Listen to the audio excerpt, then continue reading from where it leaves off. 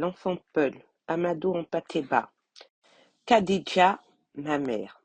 Si j'avais respecté les règles de bienséance africaines, c'est de ma mère que j'aurais dû parler en premier en commençant cet ouvrage, ne serait-ce que pour respecter l'adage malien qui dit: tout ce que nous sommes et tout ce que nous avons, nous le devons une fois seulement à notre père, mais deux fois à notre mère. L'homme, dit-on chez nous, n'est qu'un semeur distrait, alors que la mer est considérée comme l'atelier divin où le Créateur travaille directement, sans intermédiaire, pour former et mener à maturité une vie nouvelle. C'est pourquoi, en Afrique, la mer est respectée presque à l'égal d'une divinité. Que ma mère me pardonne donc de ne pas avoir commencé ce récit par elle, en dépit de tout ce que je lui dois, mais l'enchaînement chronologique a ses lois. Du moins occupera-t-elle, à partir de cette page et jusqu'à la dernière, une place essentielle dans cet ouvrage.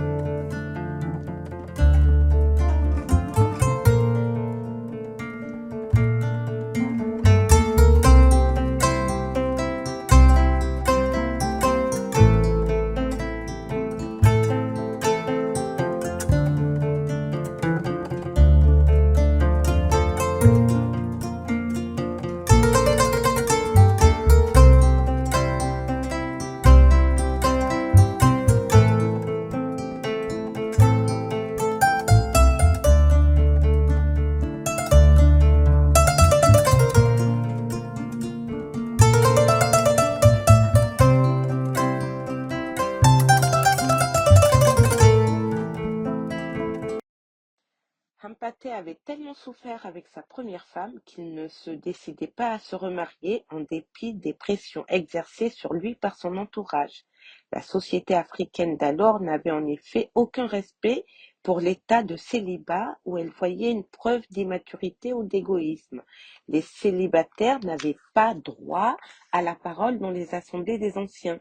On ne pouvait que leur prêter et on ne leur confiait aucun poste de commandement, même pas celui de chef de quartier. On proposa de nombreux partis à Hampâté, mais il les refusait tous. Le temps passé, aussi, Anta Ndiobé lui dit, proposa-t-elle finalement d'épouser sa propre fille, Khadija. Il accepta, mais sa cousine n'ayant pas encore atteint l'âge du mariage, il leur fallait attendre un peu. Le grand souci d'Hampâté était d'avoir des enfants.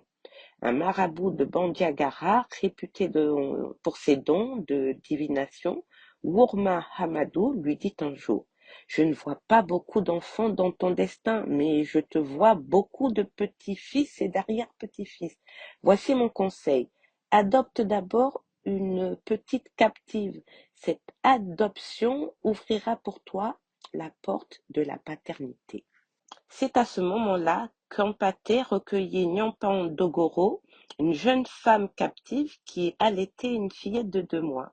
Il adopta la petite fille et lui donna le nom de Baya.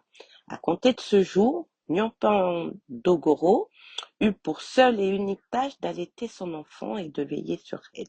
Quant aux soins qui devaient être donnés à la fillette, Hampâté s'en chargeait lui-même. Il lui faisait sa toilette, la promenait, l'amenait au marché, la faisait même dormir la nuit auprès de lui comme le font les mamans africaines. Il était à la fois son père et sa mère. Plus tard, l'enfant sera appelé Nassouni et nous la retrouverons maintes fois sous ce nom au cours de ce récit, car même mariée, elle ne quittera jamais ma mère Khadija, puis ma propre épouse Baya. Nassouni mourra en 1983 à Bamako, au sein de ma famille. C'est à peu près à cette époque que la petite Khadija fit un rêve qui la marqua profondément en raison des prédictions auxquelles il donna lieu et qui se vérifièrent l'une après l'autre tout au long de sa vie. Dans ce rêve, elle voyait le saint prophète pénétrer dans la cour de la maison familiale. Il lui disait d'aller chercher ses frères et sœurs et de venir partager avec lui un grand plat préparé par sa mère. Ils s'assirent tous autour du plat et mangèrent jusqu'à ce qu'il ne reste plus rien. Alors le prophète, gardant auprès de lui les frères et sœurs de Khadija, leva les yeux sur elle et lui donna l'ordre de sortir. Lorsqu'elle s'éveilla le lendemain matin, elle se sentit envahie d'un sourd dégoût d'elle-même et tomba dans une humeur silencieuse et maussade.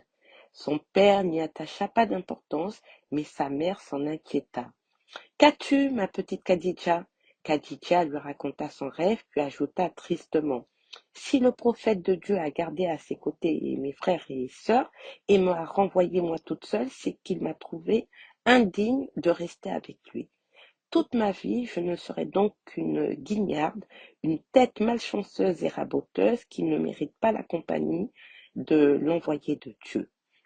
Et elle fondit en larmes, sanglotant dans les bras de sa mère. Celle-ci, bouleversée par la peine de sa fille, ne prit pas son rêve à la légère.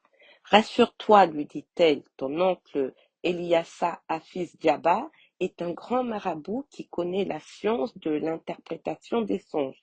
Il doit venir me voir aujourd'hui, après la grande prière du vendredi. Lui saura trouver la vraie signification de ton rêve. Quand l'oncle arriva, Antan-Djobi lui raconta le rêve de sa fille. Il interrogea Khadija sur tout ce qu'elle avait fait dans la journée et la soirée, afin de s'assurer que rien de tout cela n'avait conditionné son rêve. Il lui ordonna alors d'acheter du coton non filé, de l'égrener et de le filer elle-même, puis d'aller vendre ses écheveaux au marché. Avec le produit de la vente, elle devait acheter une belle natte neuve et mettre de côté le reste de l'argent. Quand tout fut prêt, l'oncle revint.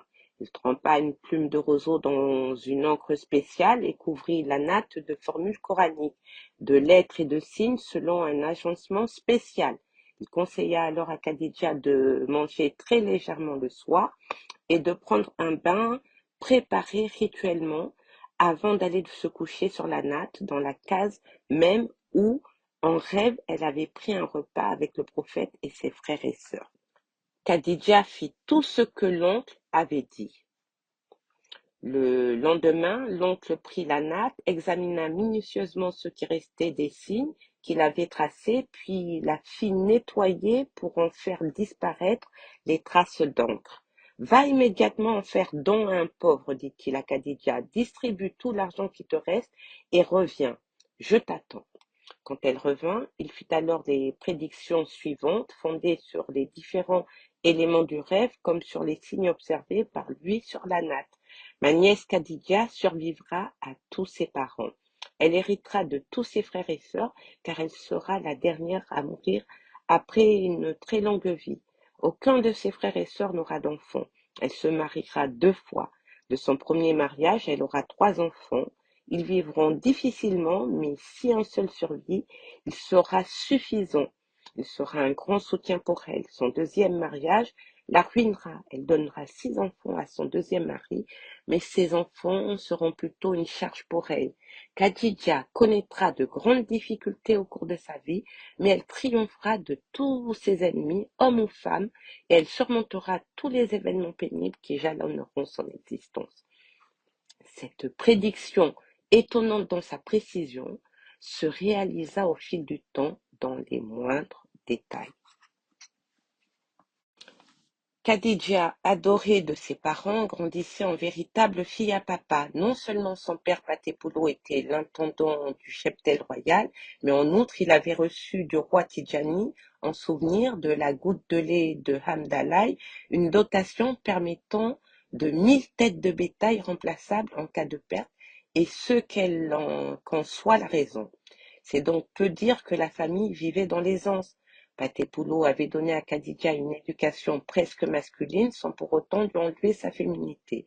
Belle, joyeuse, pleine de vie, volontaire et même, il faut le dire, quelque peu entêtée. Elle promettait d'être une femme de tête à laquelle il serait difficile de résister. Elle avait créé un Waldé, association de jeunes filles de son âge, dont elle était le chef et qui regroupait tout ce que Bandiagara comptait de belles et nobles filles. C'est alors qu'on lui donna son premier surnom, Djandi, la joyeuse enchalandée. Plus tard, on l'appellera Polo, femme Peul, dans le sens de femme noble, nom qui deviendra chez les Bambara Flamousso. On l'appellera aussi, en raison de sa force de caractère peu commune, Debo Djomtamba, la femme à pantalon.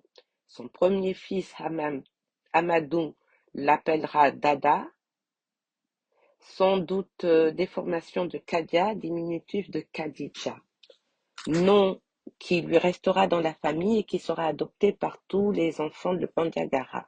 À 12 ans, elle avait déjà été demandée en mariage par presque toutes les grandes familles tout couleur de Bandiagara. Sa mère avait refusé au moins 12 offres officielles.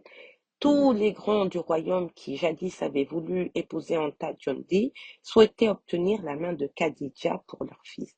Quand ils apprirent qu'Anta Djondi avait décidé de donner sa fille à son neveu Ampaté, ce peul du Fakala qui continuait de vivre auprès d'un boucher, ils prirent très mal la chose. Pour eux, Ampaté était non seulement un étranger, mais un ennemi. Ils s'opposèrent violemment à ce projet de mariage et cherchèrent à l'empêcher par tous les moyens.